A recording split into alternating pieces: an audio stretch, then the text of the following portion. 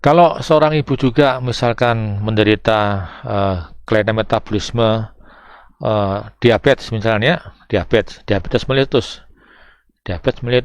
ini juga bisa menyebabkan terjadi keguguran berulang kali.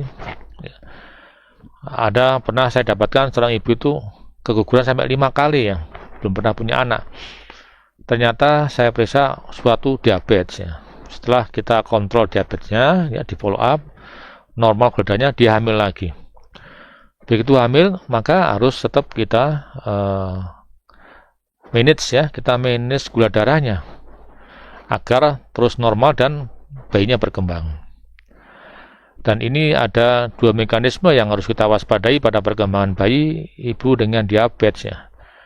Kalau dia selamat, tidak keguguran karena kita kontrol terus, maka berikutnya adalah pertumbuhan janin ini jangan sampai terjadi cacat bawaan ya.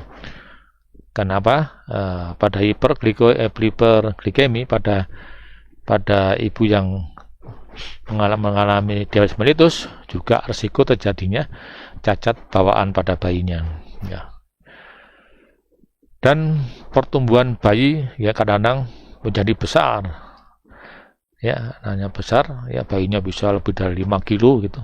Nah ini berbahaya pada bayinya seperti itu, ini juga tidak sehat ini ya.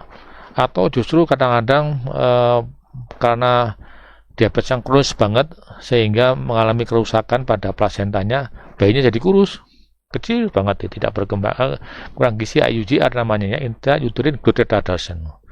Jadi ini ada dua tipe diabetes yang menyebabkan dua hal yang berbeda, bisa menyebabkan bayinya tambah besar, gemuk ya, makrosomi ya, atau bayinya kecil jadi IUGR. Dua-duanya bisa nih seperti itu. Nah, kalau menemukan hal seperti itu, kita harus berpikir, wah ini kemungkinan diabetes misalkan. Kita cek darahnya ternyata benar. Dan diabetes ini bisa juga sebelumnya dia tidak menderita diabetes, begitu hamil dia terkena diabetes. Setelah melahirkan normal, gulanya normal lagi ya. Namanya diabetes dalam kehamilan. Ada seperti itu ya. Sama seperti hipertensi dalam kehamilan juga ini ada seperti diabetes mellitus dalam kehamilan, gestasional diabetes namanya.